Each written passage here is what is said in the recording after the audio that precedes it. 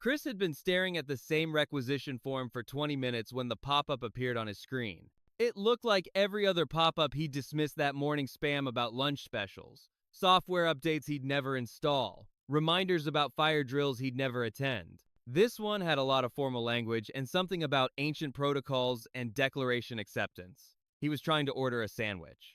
He clicked accept. The screen flashed green. Somewhere in the building, an alarm that hadn't worked in 15 years started beeping. Chris looked up from his monitor in the dim, flickering light of the Earth Diplomatic Processing Office, surrounded by towers of unfiled documents that swayed slightly whenever someone walked past. The carpet had a coffee stain that predated his employment. "Did you hear something?" Chris called out. Samantha, his supervisor, glanced up from her desk across the room. She was wearing the same gray pantsuit she'd worn every day for 3 years. Her reading glasses hung on a chain around her neck. Probably the heating system again. Right. Chris turned back to his screen. The sandwich order wasn't going through. The alarm got louder. Then the ceiling started shaking. Chris had barely processed this development when a section of the drop ceiling tiles collapsed inward, revealing a circular portal of shimmering blue light. Samantha sighed and moved her coffee mug away from the debris. A figure descended through the portal. She was roughly human-shaped, but decidedly not human 6 feet tall, but hunched forward to about 5.5 feet, covered in a segmented blue-gray exoskeleton with bright orange joints. Her back had a ridged shell with small ventilation slits that whistled softly. 2 clawed hands gripped an ornate data tablet. Most notably, 2 large eyes on retractable stalks extended from where a human's head would be, swiveling independently to take in the office. A speaking membrane on her chest plate vibrated as she spoke. "I am Vessis Cole, lead arbiter of the Galactic Concordance," the membrane announced in what might have been a solemn tone. "Which of you is the diplomatic representative who has accepted the terms of the Chalsori War Clause, subsection 41, paragraph 9, as established in Galactic Year 2891? Chris raised his hand slightly. "I think that might have been me. I was trying to order a sandwich." Both of Vessis Cole's eye stalks retracted into her shell with a wet schlorp sound. They re-emerged slowly, focusing on Chris with what might have been disbelief. The shell plates along her back clicked together rapidly. "You accepted a formal declaration of war while ordering food? Is that what that was?" Chris squinted at his monitor. The pop-up said something about accepting terms. "I thought it was the lunch menu terms and conditions." Vessis Cole's exoskeleton shifted to a paler shade of blue. Her claws opened and closed rapidly. "This is unprecedented. The Chalsori War Clause has been pending for 10,000 of your years. It is a sacred challenge, issued by my ancestors to the dominant species of Sector 891b, which your planet recently qualified for due to your expansion into lunar orbit. We have a gas station on the moon," Samantha said, not looking up from her paperwork. "It's mostly a tax thing." "Nevertheless," Vessis Cole's eye stalk swiveled to face Samantha, "the terms are now binding. Humanity has accepted a formal declaration of war with the Chalsori Concordance. There are protocols, ceremonies, honor-bound rituals spanning Can we unaccept it?" Chris interrupted. "Like, is there a cancel button?" Schlorp. Both eye stalks retracted again. "I'm going to take that as a no," Chris said. Samantha finally stood up, walked over to Chris's desk, and peered at his monitor. She adjusted her reading glasses. "Chris, this says, by accepting these terms, your species agrees to engage in formal military conflict as outlined in the attached 47,000-page document. How did you miss that?" "I don't read those things. Nobody reads those things. The fate of your entire species may have hinged on reading those things. The sandwich menu terms and conditions are 40 pages long. If I read everything I clicked on, I'd never get anything done." Vessis Cole's eye stalks emerged again, now focused on both humans with an intensity that suggested she was re-evaluating several assumptions about intelligent life. You treat binding legal documents with such casualness? Have you seen how many emails we get?" Chris gestured at his screen, which showed 14,000 unread messages. "If I took all of them seriously, I'd lose my mind." The Chalsori arbiter's shell plates clicked together in a rhythm that might have been their equivalent of deep breathing. "This is a war declaration, a sacred challenge. There are proper responses, formal acceptances, ceremonial exchanges." "Do we have a form for this?" Samantha asked, returning to her desk and opening a filing cabinet. "A form?" For war declarations, we should have it in writing, for the records. Samantha pulled out a binder and began flipping through pages. We have forms for first contact, diplomatic incidents, treaty negotiations. Here.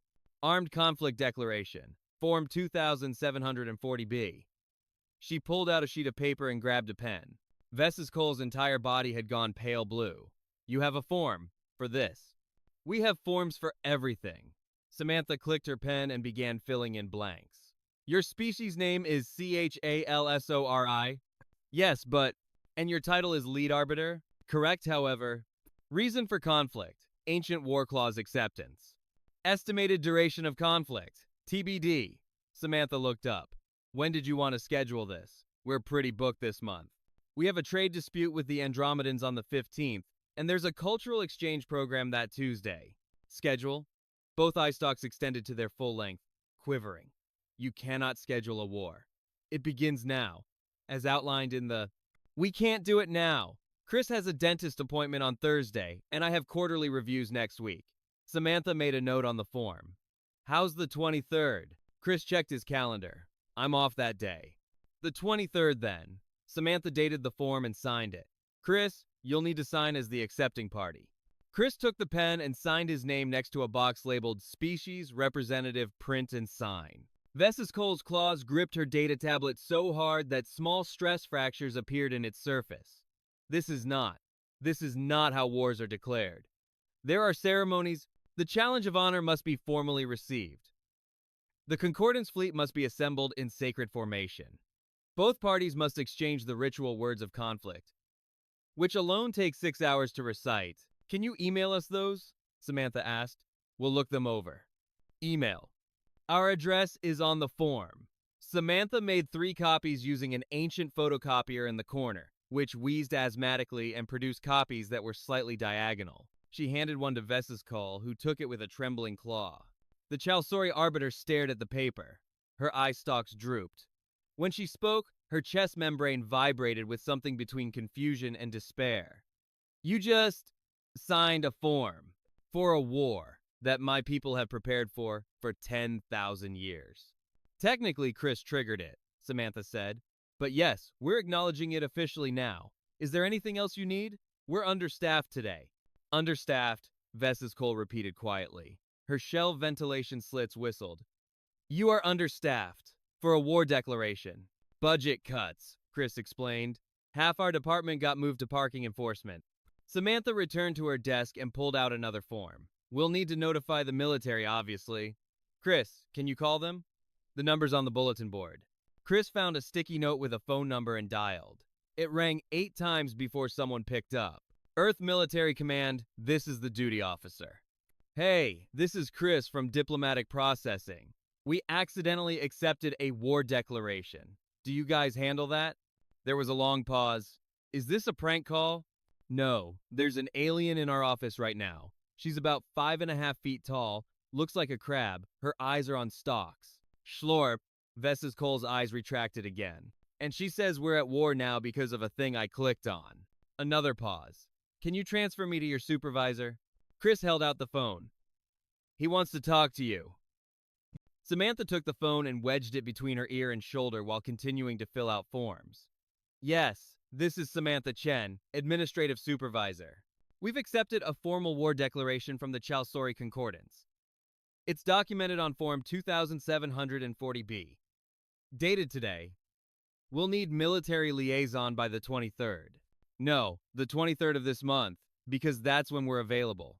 Well, can you check your calendar and get back to us? Thank you. She hung up. Vesiscole's eye stalks had emerged again, but they hung at half-mast, giving her a distinctly defeated appearance. Your military doesn't know if they're available for the war. They're probably busy, Chris said. There's always something. This is madness. Vesiscole's shell plates clicked together. The Chalsori Concordance has spent millennia preparing for this conflict. We have trained warriors, ceremonial battle fleets, sacred combat doctrines. That's nice, Samantha said. Do you want coffee? We have a machine. What? Samantha was already walking to the break room. Coffee. It's a stimulant beverage. Helps with the afternoon slump. Vesiscole looked at Chris. Chris shrugged. Both of them followed Samantha to a cramped break room with a coffee maker that was somehow older than the building itself.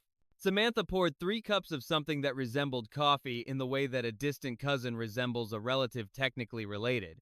But you wouldn't want to get too close. I don't know if my biology can process, Ves's Cole started. Try it. Builds character. Samantha handed her a cup. The Chalsori Arbiter held the cup awkwardly in both claws. Her eye stalks focused on the dark liquid with suspicion. Cautiously, she tilted the cup toward her chest membrane. There was a slurping sound. The eye stalk shot up ramrod straight. This is poison, Ves's Cole said. Yeah, it's pretty bad, Chris agreed, taking a sip. You get used to it. No, I mean it is literally toxic to my Ves's Cole's shell turned a deep orange. Why would you serve me poison? You asked what it was, Samantha said. I didn't say you had to drink it. You handed it to me. That's just being polite. Ves's Cole set the cup down with a clatter. Her entire body had shifted to a bright orange, particularly around the joints. This entire encounter is insane. You are treating a sacred war declaration like a scheduling conflict. You have forms for apocalyptic events. You offer toxic beverages as hospitality. What is wrong with your species? It's been a long day, Chris said. The phone on the wall rang. Samantha answered it. Diplomatic processing. Yes, he's here. Uh-huh. Sure. We can do that. She hung up. Chris, they want you to come to military command. Apparently this is a bigger deal than they thought. Can I finish my coffee first? We should probably go now. Ves's Cole's eye stalks swiveled between them. Finally. Some recognition of the gravity of, can you give us a ride? Samantha asked. My car's in the shop. A ride. That portal thing you came through. Does it go to other places or just here? Ves's Cole's shell plates clicked in what might have been a laugh or a sob. It was hard to tell. The sacred transport beam, used only for the most solemn diplomatic missions, and you want to use it as a taxi service. If it's not too much trouble, Samantha said. The Chalsori Arbiter stood there for a moment, her eye stalks drooping again. When she finally spoke, her chest membrane vibrated with pure exhaustion. The Concordance does not know what they have declared war upon. Is that a yes? Chris asked. Schlorp. Both eyes retracted. I'll take that as a yes, Chris said. 30 minutes later, they materialized on the bridge of a Concordance vessel. The chamber was vast and vaulted, with bioluminescent displays casting soft blue light across ceremonial floor patterns that looked like they'd been maintained for centuries. The ceiling rose at least 40 feet above them. Everything gleamed. Everything had purpose. It was the kind of space designed to inspire awe. Chris immediately tripped over one of the ceremonial floor patterns and caught himself on a console. Don't touch that! Ves's Cole's eye stalk shot toward him. That controls life support for the Eastern Quadrant. Sorry. Chris straightened up, hands raised. Everything's so clean. Our office has warning tape on the floor for places you shouldn't step. Because they're dangerous? Because you'll fall through to the floor below. Samantha was examining the bioluminescent displays with polite interest. These are nice. Are they touchscreen? Please do not touch anything. Ves's Cole's shell was back to full orange.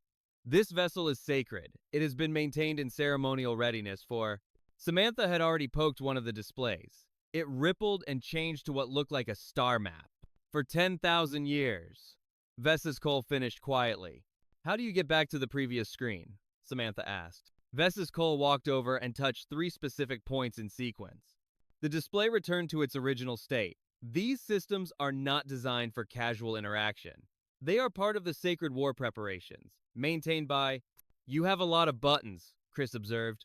Our systems have like 5 buttons total, and 2 of them don't work. Your military systems only have 3 functional buttons? No, our diplomatic systems. Military probably has more. Chris wandered toward the seating area, which consisted of formal benches positioned around the command circle. Do you guys have chairs that swivel? Swivel chairs make everything better. We do not use furniture for entertainment, Ves's Cole said. That's sad. A doorway at the far end of the bridge spiraled open, and a technician hurried in another Chalsori with a darker blue exoskeleton, eye stalks tucked close to their shell in what might have been deference. They saw the humans, stopped abruptly, and their stalks shot out in alarm. Lead Arbiter, you brought the humans here? To the ceremonial vessel? Before the ritual cleansing? Plans have changed, Ves's Cole said wearily, but the prophecies say, I am aware of what the prophecies say. Please prepare transport to neutral station. We will conduct the formal arbitration. The technician's eye stalks swiveled toward the humans, then back to Vess's Cole. With them? Like this? They are not in ceremonial dress. They have not undergone the purification rites. They are touching things. Chris had indeed started touching things specifically. A decorative panel that looked important. Stop touching things, Vess's Cole said. It's bumpy. What's it for? Navigational harmony alignment. What does that mean? I do not know. It has been here for 10,000 years. Please stop touching it. Chris withdrew his hand. You have stuff you don't know what it does? It is ceremonial. The purpose is reverence, not function. We have a fax machine like that, Samantha said. The technician made a clicking sound that might have been Chalsori laughter or distress, then hurried out. Vess's Cole's shell plates clicked together in a rhythm that suggested counting to 10, or 10,000.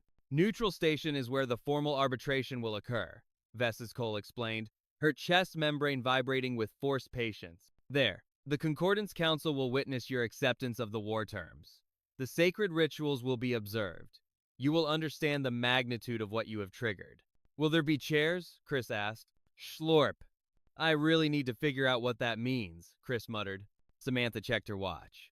How long will this take? I have a conference call at 3. Vess's Cole's eye stalks drooped to their lowest position yet. She looked at these two humans, standing in the sacred heart of the Concordance War fleet, treating the most significant military event in 10 millennia like an interruption to their afternoon schedule. Her exoskeleton shifted through several shades of blue and orange before settling on something close to gray. The arbitration will take as long as it takes, she said finally. So we should probably cancel the conference call, Chris said. Yes, Vess's Cole said. You should probably cancel the conference call. Samantha pulled out her phone, saw it had no signal, and sighed. Can someone let me know when we're back in range? I'll need to email the team. The Chalsori arbiter stood in the center of her people's most sacred vessel, surrounded by 10,000 years of tradition and ceremony, and seriously considered whether the war was even worth it anymore. Then she remembered they'd already clicked accept. Neutral Station's arbitration chamber was aggressively white. The circular room had harsh lighting that made everyone squint, a floating witness platform in the center that hummed ominously, and acoustics that turned every footstep into an echoing declaration. It was designed to make participants feel small and judged. Chris sneezed. The sound reverberated for 5 seconds. Bless you, Samantha said, opening her briefcase on one of the ceremonial benches. Vess's Cole stood on the witness platform, her eye stalks extended to full formal height, claws gripping a data tablet that displayed the sacred war documents. Around the chamber's perimeter, holographic displays showed the Concordance Council dozens of Chalsori arbiters, their exoskeletons in various states of formal orange and blue, watching with eye stalks quivering. We gathered to witness the formal acceptance of the Chalsori War Clause, Vess's Cole's chest membrane announced, her voice carrying the weight of ceremony. Let the human representatives acknowledge the sacred. Do we need to stand up? Chris asked Samantha. Probably polite, she whispered back. They stood. Several council members' eye stalks retracted in what might have been offense at the casual tone. Vess's Cole continued, shell plates clicking rhythmically. The terms are thus: a formal military engagement, conducted according to the protocols of honor established in... Can we do the short version? Samantha interrupted. We have that conference call. There is no short version. The protocols require, are we at war or not? Vess's Cole's eye stalks trembled. Yes, you are at war. Great. Chris, make a note. Samantha sat back down and pulled out her phone, which now had signal. She started typing an email. One of the council members spoke, their chest membrane vibrating with indignation. This is unconscionable. The humans show no respect for... We're very busy people, Samantha said without looking up. Could you email us the protocol documents? We'll review them when we have time. The protocols cannot be simply reviewed. They must be studied, memorized, honored. That sounds like a lot of reading, Chris said. It is literally our most sacred daughter. How long until the actual fighting starts? Samantha asked. I need to coordinate with our military. Vess's Cole consulted her tablet, eye stalks scanning frantically. Per protocol, there is a 6-month ceremonial preparation period, during which both fleets must... 6 months? Chris blinked. We thought this was happening on the 23rd. The 23rd is in 2 weeks. Right. So we'll do it then. Every Chalsori in the chamber went pale blue simultaneously. Their collective eye stalk retraction sounded like a plunger convention. You cannot simply decide when. Vessa's Cole's shell plates clicked in distress. The sacred timeline has been established for... We're not waiting 6 months, Samantha said firmly. Rescheduling after that would be a nightmare. But the ceremonial preparations, the ritual positioning of fleets, the prayer cycles, we'll skip those parts. You cannot skip. Watch us. Samantha stood up and addressed the holographic council displays. Here's what's going to happen. On the 23rd, at 10 a.m. Earth Standard Time, our fleet will meet your fleet at the designated coordinates. We'll do the war. Then we'll all go home. Any questions? The silence was profound. Then one council member's chest membrane vibrated weakly. Do humans not understand the concept of honor? We understand it fine, Chris said.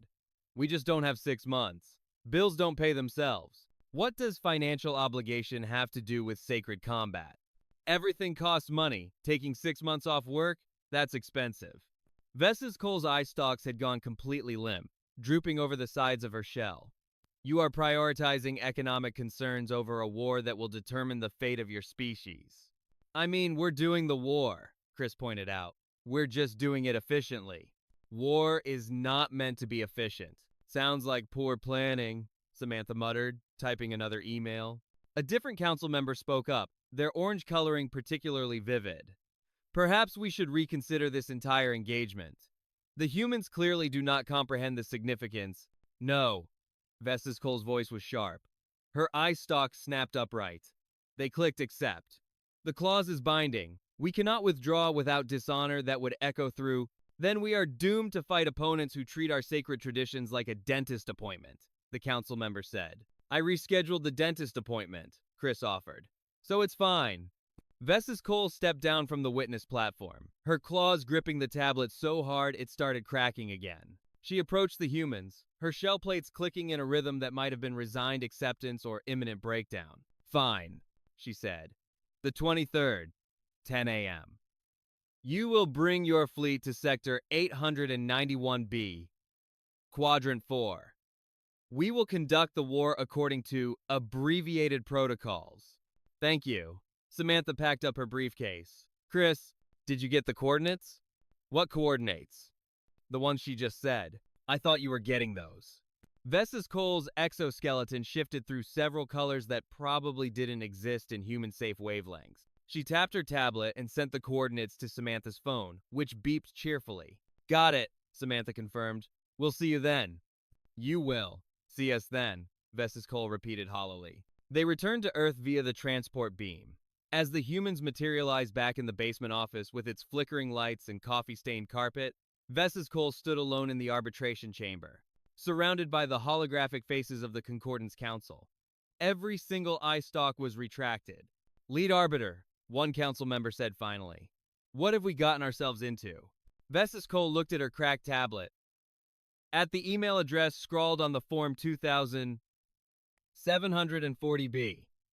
At the countdown timer showing 2 weeks until the most informal sacred war in galactic history. I have no idea, she said. Her eye stalks retracted with a final defeated slurp. On the 23rd, at 9:47 a.m. Earth Standard Time, the Concordance fleet assembled in Sector 891B. 200 vessels in perfect ceremonial formation, each positioned according to protocols established millennia ago. The warriors had fasted. The prayers had been recited. The sacred battle colors flew from every ship. At 10:15 a.m., Earth showed up. The fleet consisted of a retrofitted cargo hauler, 2 survey vessels that were technically unarmed, a mining ship with a drilling laser, and what appeared to be a municipal garbage transport painted gray. They arrived from different directions, at different times, in no formation whatsoever. The garbage transport was playing music, loud music. Vessa's Cole stood on the bridge of the Concordance flagship. Her eye stalks extended in horrified fascination as the human vessels drifted into position with all the grace of drunk walruses. Lead arbiter, her tactical officer said, chest membrane quivering. They have no weapons configuration, no defensive formations. One of their ships is broadcasting. Is that a cooking show? I believe so, Vestas Cole said faintly. What are their tactics? I don't think they have tactics. Then how do we fight them? Vestas Cole watched as the cargo hauler bumped into one of the survey vessels, which spun lazily off course. The garbage transport was now playing different music. Her eye stalks retracted slowly, one final time. I'll let you know when I figure that out, she said.